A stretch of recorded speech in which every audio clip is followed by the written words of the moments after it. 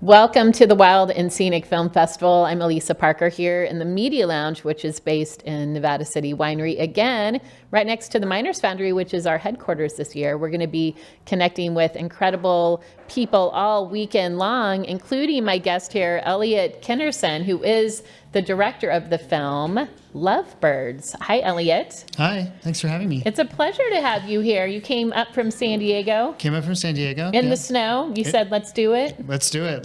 Yeah, we drove through the snow from the airport. Yeah. You drove up here. Oh, you flew into Sacramento. From Sacramento, yeah. Okay. I was like, wow, you made a trek. You went up the 395. I loved the film Lovebirds. We were talking about it last night on the green carpet. And I think one of the wonderful aspects of this festival, too, is we get to learn so many things about the other species on our planet that surprise us. It's like a seagull that if you live on the coast, anywhere, you see all the time. But there's something unique about the seagulls you were covering. Yes, they were lesbians. Lesbian seagulls. Very that unique, is unique. very special. Yeah. Well, and okay. So how did you discover that? Oh, well, it was, the fact was discovered in the 1970s by a couple of scientists whom our film is about. Yeah. They were pretty much just observing birds on the Channel Islands, specifically Santa Barbara Island, which is one of the more remote islands. You can't actually go there today. You can't. You can't go on. You can take a boat around it, which we did. At the Channel Islands. Yeah. Okay. So it's very small. So you didn't wait? Did you get to go on it, or you had to look at old footage? Yeah, we looked at old footage Wow. and old photographs that they took while they were researching. Okay. So yeah, they were really just kind of as scientists do. They were out. They were looking for a good research question, something to really take a deep dive into, and they happened to run into. Saying lesbian seagulls isn't sort of properly scientific. We like to say Right. same-sex paired seagulls, and reserve lesbian for a sort of social description Right. of people. But anyway, so they discovered that fact, and it led to actually quite an uproar when it was published. Oh yeah, back in the day. I'm sure. Yeah. I'm sure. And there's a couple of things to point out too. I mean, can you explain a little bit more how they discovered that with their own nesting habits, and that to really say they were same-sex partners? Yeah, well, of course, seagulls aren't very sexually dimorphic. The males and females don't look all that different. So, when they were watching them, they weren't so sure. But what they noticed was that they had a disproportionate number of unhatched eggs. Not no unhatched eggs, but a disproportionate number. And so that's the first thing that set off the alarm bell for them. That, maybe the explanation was that these were two females on a nest, and because the behaviors were all the same. They're hanging out, they're sharing food, they're copulating, and so the eggs were the kind of red flag, if you will, or Right. maybe pride flag. They weren't that said, fertilizers. A pride flag. we should think about another explanation for this. Yeah. Well, and the other part that's interesting to this story, and we talked about this a bit on the green carpet, is that initially it was the wife. And she went out with her friend, and they are dropped off on Santa Barbara Island, which isn't an easy feat, by the way. There's no beach. They're like pulling the raft up and dropping you off, and they're living out there. So initially it was the two of them that discovered it, and her husband's back at University of Irvine. Right. I mean, we ran into this a lot. There was one university post, and George held the post, and in this era, listen, like men held the university posts. And then there was this person who was like the professor's wife who kind of helped him keep his job. And, we ran into couples like this over and over in doing our research, talking to their colleagues back in the day. It's like a two-person job, but like one person holds the post. So Molly was out she was, as you said, kind of dropped off out there, and George was like, George is a lovely guy. This is not a system he invented, but he's like, dear, watch the birds for me while I'm teaching at the University of Irvine. You watch the birds.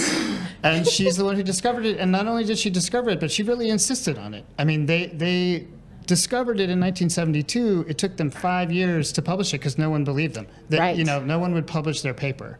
They said, you got to give us, this is too weird. We don't believe you. You need more data. You got to keep watching the birds. So they did, and eventually they published in the Journal of Science, which is, of course, a huge journal. Everything published in science, kind of goes out to the world. And so that's where the media storm really began. After then it that. took off. Well, and the other part, too, of this, Elliott, is, in all these films, I'm like, what does this mean to us as the human species? And we see how other living creatures are adapting and making do. Now, part of the story, too, is like the pollution and the DDT. We see all the oil tankers out there in Santa Barbara off the coast. They adapted to that. Yeah.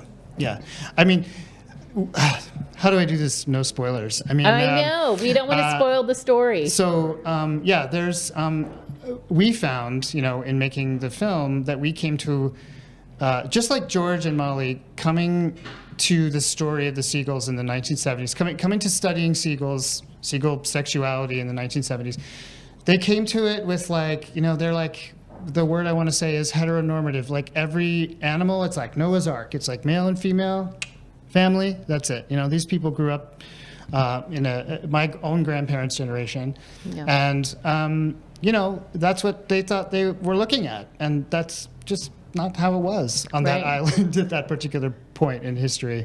And the pollution is tied to it, and as you say, it sort of shows that any species on this earth adapts, if it can, to what its circumstances are. To make do, right? Yeah. And sometimes for the better. Yeah. And real quick, what was your own passion and interest in sharing this story, and why it was so important that we know about it? Yeah. Well, the way that we thought to do the film, I have a co-director producer on the film, and they came to me and said, "Hey, Elliott, do you know about the lesbian seagulls?" And I was like, "I do know about the lesbian seagulls." How did you know about them? Well, they a couple in the 1990s there was a movie called Beavis and Butthead, and they sort of made fun of it. And then later, Dave Letterman had a sequence where he made fun of it because there's a song called Lesbian Seagull. And it wasn't the flock of seagulls. It wasn't the flock of seagulls. But Angel and I, my co-producer director, are both queer people working in this natural history space. And listen, we're just not, there's not that many of us. And we, bonded at work over that fact, and then we decided to do this project together. And there's a lot of history in the film too that even Angel being 20 years younger than me, didn't know about. We talk about Anita Bryant, we talk about Stonewall a little bit in this film. This is the context of this discovery. I mean, Anita Bryant's big year was 1977. That was the same year this paper was published. That was the same year that Harvey Milk was elected in San Francisco. So it was a big year for LGBTQ rights, and so we contextualized that. And that was also important to me to make sure that history was in there somewhere, and I wanted to put that. That's put that important, out. Right? That's the historic context. It's important to know what's happening historically and culturally too. Sure. Well, thank you so much for being here, Elliott. It's a wonderful film, Lovebirds, and is it screening again? And when is it? It's screening in an hour. Now, in an hour. Yeah. So you're going to zoom down. You're going to answer questions after the film. Yeah. Which is a wonderful part of having the filmmakers here with us. Thank you so much for joining us at Wild and Scenic. My pleasure. The film is called Lovebirds. You can catch it here at the Wild and Scenic Film Festival. We're in Nevada City and Grass Valley. We're going to hear other awesome, amazing stories like Lovebirds and like Elliott's work here. Thanks so much, Elliott. My pleasure. I'm Elisa Parker. We'll be right back.